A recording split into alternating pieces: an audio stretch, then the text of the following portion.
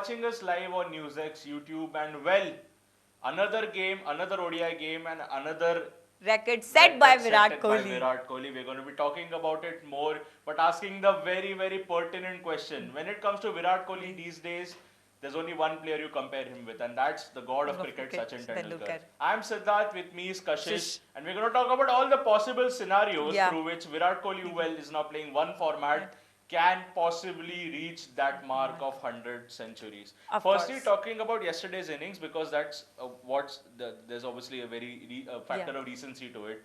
Kashish, how important was it in that match? Obviously, chasing 300 against New Zealand, not a very easy pitch, but getting the job done, and again, the chase master proving his worth. Of course, when Virat opened, it was amazing. It was really splendid to see him back on the field for this year. Of course, we had seen an amazing performance coming from Rohit, but he got out early, and then came in Virat, and he was not ready to stop. There was fours, there was six, and he was all over the field until that one wrong catch. It happened by Kyle Jamieson. Absolutely, but I mean, Virat Kohli yet again for the 10,000th time, proving that when it comes to chases in ODIs, there is no better player. Playing under composure, keeping that strike rate up, and again scoring a very, very important 95 in a game that probably should have been much more easier to finish off. But yes, we got the job done, and it's obviously coming right in front of the very important World Cup. So now talking about Virat Kohli. Another record that he set was crossing 28,000 runs. Okay? And actually he did it in 624 innings, breaking Sachin's record. So Sachin has previously done it in 644 innings. And the record was broken by none other than Virat Kohli. Absolutely. So you're talking about the fastest player to score 26,000 runs, 27,000 runs, 28,000 runs. There's got to be more there for sure. But one very important question, and I'm going to take it with the Kashish at this moment.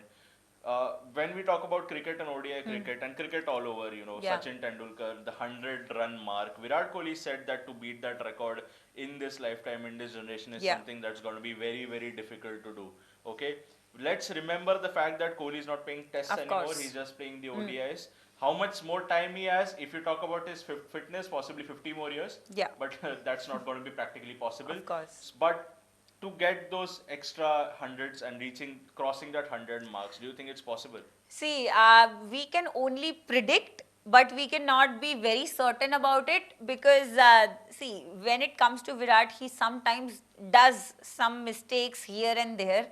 And that catch yesterday, so that it was really unexpected. You don't expect these things coming from Virat, but you can expect from Virat also. It happens only with him. Absolutely. When he is playing in complete full form, he is ready to smash the bowlers of the opposition and creating immense pressure on them, and suddenly gives the ball right in their hand and loses his wicket. Absolutely. So if you talk about the numbers game, right, how many games are we going to be playing in the next 2 years? If you talk about the current year, obviously 60, you have the series against New Zealand going on, and if you calculate everything that you're going to be played throughout there, probably 15, 16 more games. If you talk about next year, it's roughly going to be the same.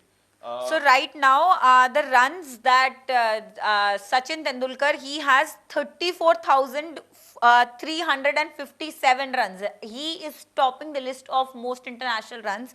He has made them in 782 innings.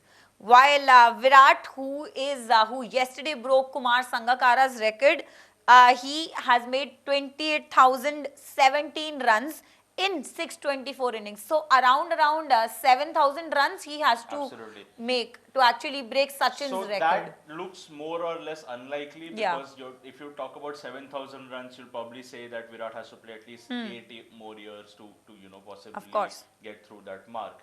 But the more achievable record at this point, and something that obviously can be done, is in Sachin's ODI record. Runs. Because Sachin, if I talk about the exact numbers, and I'm just going to take a minute to reach there. We're going to be talking about Virat Kohli, who's currently at 14,650 runs in 309 matches. Sachin Tendulkar obviously finished at 18,426 runs. So we're talking about 3,776 more runs to get in the ODIs.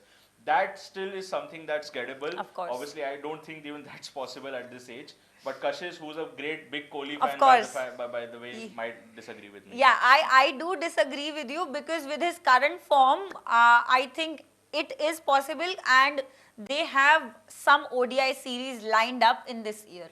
So I think that is, I wouldn't say it's completely achievable, but he can get to at least 1500. I am being a little over realistic if No, you want to call me, but I think look, he can do that. Look, if you're a Virat Kohli, what are you telling yourself? Okay, the one trophy that has, that you always wanted. He's won the World Cup, by the way. It's Of not like course. Rohit Sharma because Virat Kohli is a World Cup winner. Let's not Yeah. forget that he was there in the 2011 team.